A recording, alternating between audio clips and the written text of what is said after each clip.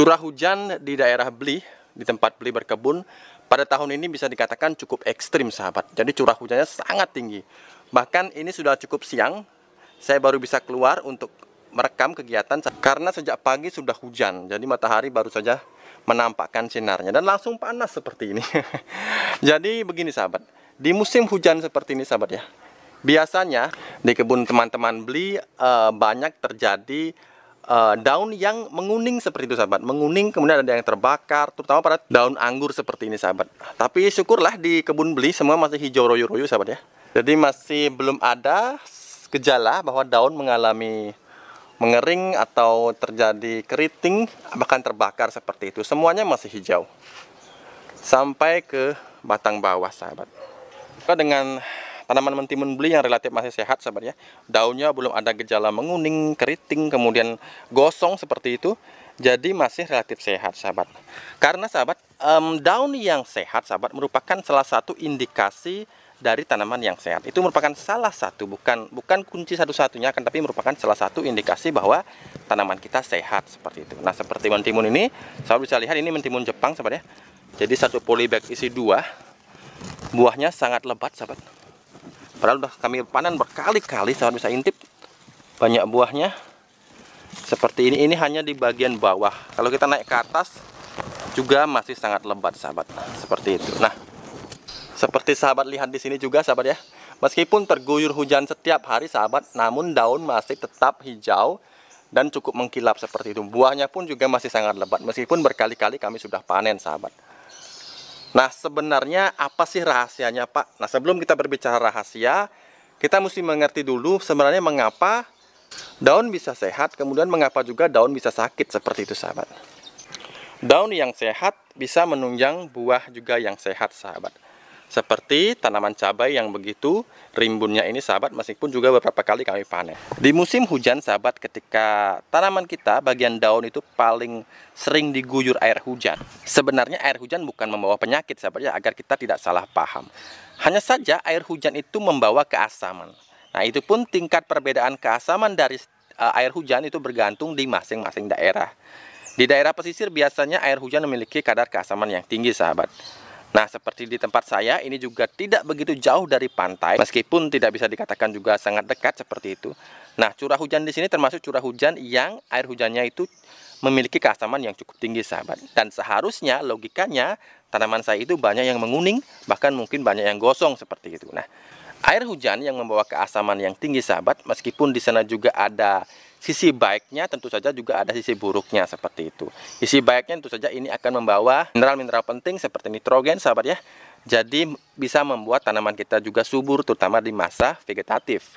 Akan tapi efek negatifnya bila terlalu berlebihan setiap hari diguyur hujan apalagi sampai banjir sahabat, maka daya tahan dari tanaman kita akan melemah. Kemudian daya tahan melemah akan menyebabkan tanaman rentan terkena jamur utamanya sahabat. Seperti itu sahabat, jadi bukan air hujan yang menyebabkan tanaman sakit, akan tetapi karena air hujan terus-menerus mengguyur, daya tahan dari tanaman itu kurang baik sehingga apapun itu, fungi, bakteri itu gampang untuk bisa membuat tanaman kita sakit. Seperti itu, sama sebenarnya prinsipnya dengan kita manusia. Oke sahabat, dalam setiap kajian Beli dalam berkebun sahabat, Beli selalu menekankan tidak hanya kita mengobati, tidak hanya kita mencegah, tapi juga kita wajib menutrisi sahabat. Nah, ketiga komponen itu selalu menjadi perhatian atau fokus Beli. Begini sahabat, ketika tanaman kita terus-menerus diguyur hujan, yang mana hujan itu membawa keasaman yang sangat tinggi, terlebih dalam curah yang rutin setiap hari, yang pertama kita wajib menetralkannya sahabat. Nah, cara menetralkannya saya memiliki metode yang dari dulu sudah saya sering jelaskan di video-video lama Bali Organik TV. Saya menggunakan metode yang paling murah, sahabat. Di sini saya menggunakan arang kayu, sahabat, yang saya rendam selama semalam. Jadi, saya masukkan ke dalam air ini kemarin malam dan rencananya tadi pagi sekitar jam 7 saya semprotkan. Akan tapi karena masih hujan, jadi saya akan semprotkan pada siang ini juga, sahabat.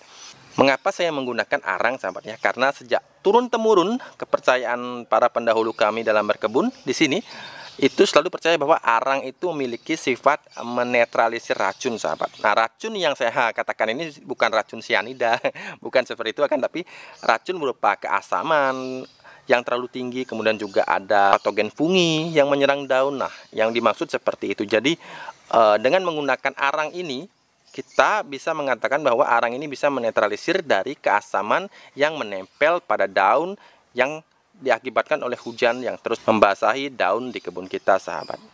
Arang ini kalau kita baca hasil dari penelitian beberapa fakultas pertanian, ternyata juga memiliki banyak sekali kandungan bermanfaat bagi tanah, sahabat.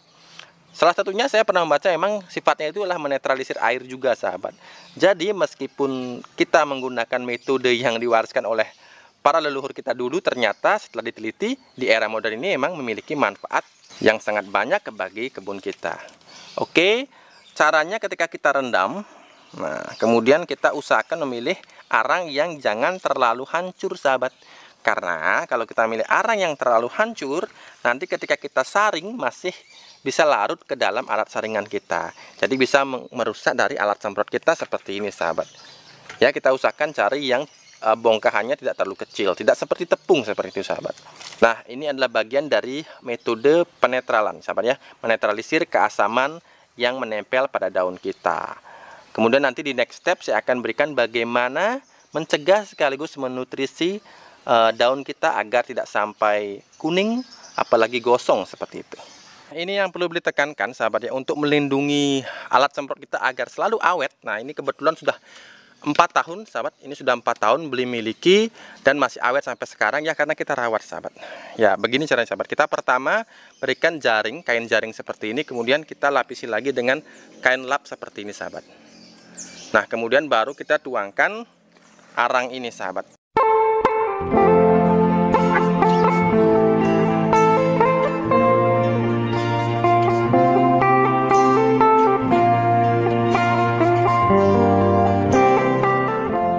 Nah, oke, sahabat, kita bisa lihat airnya hitam seperti itu, sahabat ya. Nah, di sini apakah ini akan menyumbat dari alat semprot kita? Jadi kemungkinan masih ada partikel kecil, sahabat, yang bisa masuk, akan tetapi, sahabat, itu mudah sekali kita bersihkan. Jadi bagi sahabat yang pada saat menyemprotkan dengan alat semprot itu bermasalah, sahabat bisa merubah ukuran sprayernya menjadi ke lubang yang lebih besar, sahabat. Nah, kalau kita setel ukuran sprayer, jangan gunakan semprotan kabut seperti itu, tapi ke arah yang lebih deras seperti itu. Nah, biasanya partikel kecil yang tersangkut itu akan keluar, sahabat.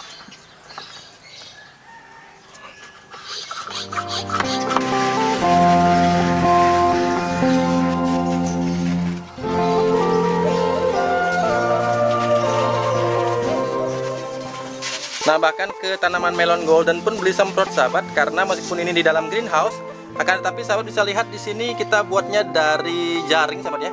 Sehingga pada saat hujan, sahabat, ini bisa tembus, sahabat, dan masih bisa membasahi dari tanaman melon kita. Jadi kita tetapkan semprotkan juga, sahabat. Nah, oke, sahabat, kemudian untuk menutrisi daun tanaman kita, sahabat.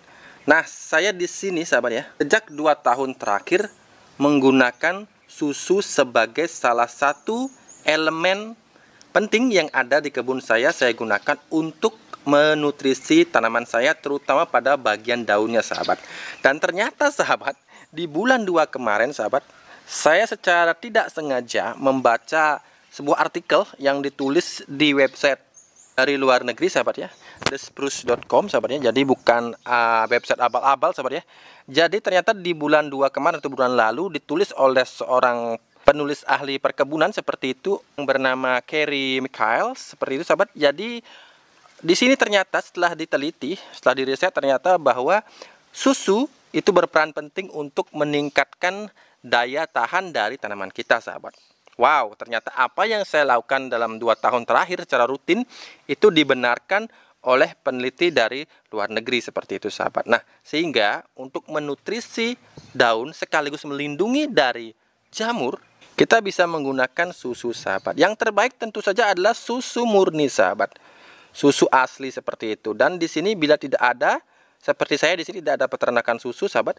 Nah, kita bisa gunakan susu bubuk atau susu powder seperti ini, sahabat. Ini hanya sekitar 1 sendok makan, sahabat ya. Kemudian caranya begini, sahabat, kita campurkan dengan sekitar 1 liter air, sahabat. Nah, kemudian kita kocok dulu, sahabat ya, di dalam wadah botol air mineral seperti ini. Ini fungsinya adalah agar susu powder kita itu bisa hancur larut dengan baik, sahabat. jadi tidak menggumpal. Jadi ketika kita masukkan ke dalam alat semprot itu tidak menggumpal, sahabat. Ingat ya, 1 sendok makan, jangan 1 sendok makan mujung, 1 sendok makan biasa saja yang wajar, kita campurkan dengan 1 liter air, sahabat. Nah, kemudian kita masukkan lagi ke dalam alat semprot yang sudah saya isi dengan sekitar di sini ada 4 liter air, sahabat. Jadi total keseluruhannya adalah 5 liter seperti itu, sahabat. Nah, dosis ini, sahabat, ini bisa fleksibel seperti itu, sahabat ya. Jadi sahabat bisa menggunakan 10 liter air dengan 1 sendok makan juga tidak masalah, sahabat. Sesuaikan dengan kondisi tanaman.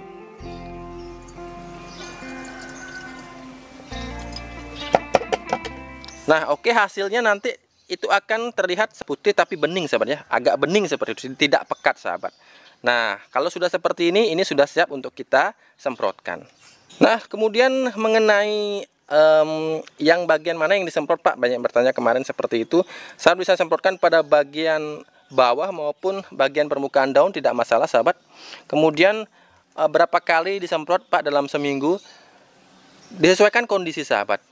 Normalnya kita bisa lakukan seminggu sekali, seperti itu, sahabat. Dan apabila habis diguyur hujan, apalagi dalam intensitas tinggi, sahabat semprotkan dulu cairan penetral yang tadi yang saya buat di awal video. Kemudian sorenya sahabat bisa semprotkan dengan ini, sahabat. Dan jangan gunakan pada tanah langsung, sahabat. Jangan kocorkan pada tanah, sahabat. Ini memang kita fokus berikan pada daunnya. Karena selama ini saya tidak menggunakannya, mengkocorkannya pada tanaman, kecuali kita fermentasi terlebih dahulu, seperti itu, sahabat. Oke, sahabat, semoga semua materi yang Beli berikan tadi bisa bermanfaat di kebun sahabat. Dan jangan lupa, kunci sukses dalam bertani organik, sahabat, adalah ketekunan, kemudian konsistensi, sahabat. Konsistensi dan perhatian yang kita berikan pada kebun kita akan membuat berhasilan akan mudah didapat, seperti itu. Intinya konsistensi. Jangan hanya ketika kita menyemprot sekali, memupuk sekali, kemudian kita malas lagi untuk berikutnya untuk melakukan pemupukan, penyemprotan. Nah, itu yang saya harapkan tidak dilakukan oleh sahabat Bali Organik TV. Konsistenlah, kemudian belajarlah dari setiap yang kita temui di setiap harinya. Oke, cukup sekian video saya kali ini. Dan ingat, berusahalah untuk selalu menanamlah hari ini agar kita bisa panen esok hari. Sampai jumpa.